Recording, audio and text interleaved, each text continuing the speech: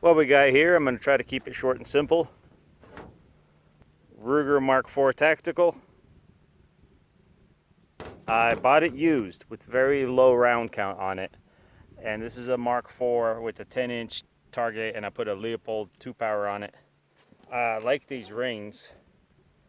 They don't have any knobs, but they take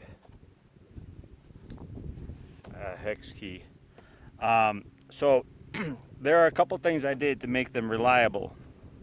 Number one, you take 1,000 grit sandpaper and you polish the guide rod, and then follow it with 3,000 grit. You take a little strip of it and you polish the insides of the receiver as well as the outsides of the bolt. Make sure the extractor edge has a nice perfect finish. Take the firing pin out, lay it flat on the sandpaper, and go like that, flip it over, go like that, and then follow with 3,000 grit. You're polishing that firing pin. I don't see any need to buy a expensive firing pin. You could if you want, but you paid $500-600 for a pistol. Make it work. And then the hammer face, where the hammer rides against the bottom of the bolt, polish that. Not with 100 grit, not with 300 grit, with 1,000 grit, followed by 3,000 grit. And then in this particular case, I cut 3 coils off the recoil spring. I didn't touch this one. This one's fine. But both of these, when I got them, they were unreliable. 10-20%. So every mag had 1 or 2 quote-unquote stovepipes. It's a very common thing with the Mark IVs, I've noticed from reading online. So these feed lips right here, this left one in particular, they have a sharp edge, and when it's inserted, it actually engages the back of the empty casing before the ejector does. And so what'll happen is it'll bounce around inside the receiver and jam up the works when the gun is trying to cycle the next round into the chamber. Probably why both these were used. I haven't had any issues with them ever since I polished the bolts, polished the insides, polished the guide rods, and I took a couple thousandths, not much, just a couple thousandths off these feed lips. Now the front feed lips, you could round them. It makes feeding a little bit smoother. Round the back of the front feed lips, and then you kind of sort of round the front of the back feed lips, especially this left one. Not much, just a little bit. And then what I have here is 5 magazines loaded up. They're all factory Ruger magazines, loaded up with Winchester 36 grain, this really cheap Federal 40 grain. This is as cheap as it get. I got some CCI standard velocity, which is my favorite, and I'm gonna run them through these pistols, mostly this 10-inch one, which I really like, and then I'm gonna run 1 magazine through this Mark IV Tactical to give you an idea of what to expect from here.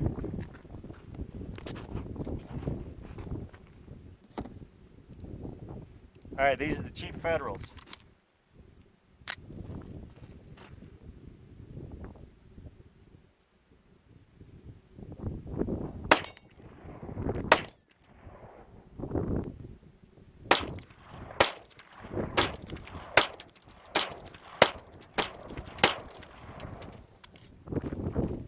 Followed by CCI, standard velocity. So this is a real low energy round.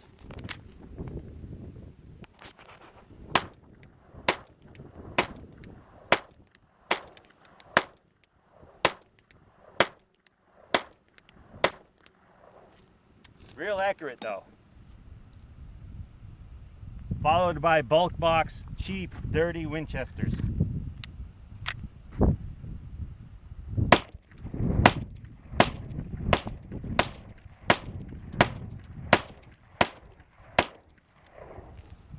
Now I'm going to leave this one alone. Both of these are Winchesters, so this is garbage ammo. 36 grain.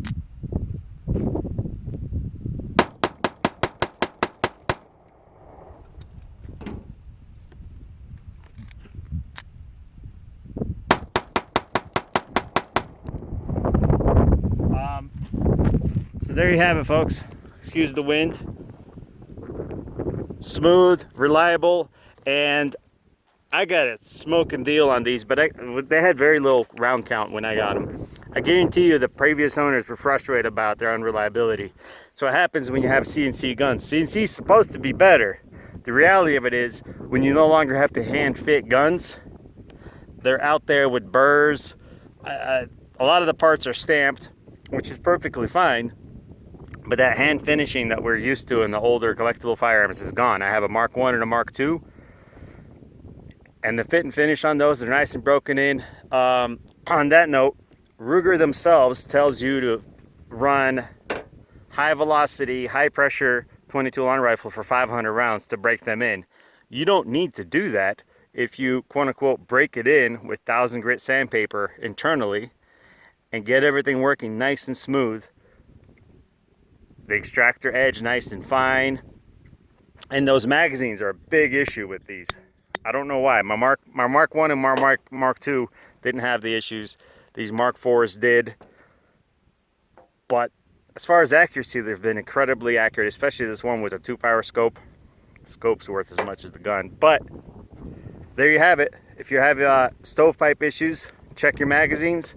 And then if you want to reliably run standard velocity ammo, polish the guide rod, polish the bolt, polish the insides, and polish the face of the hammer.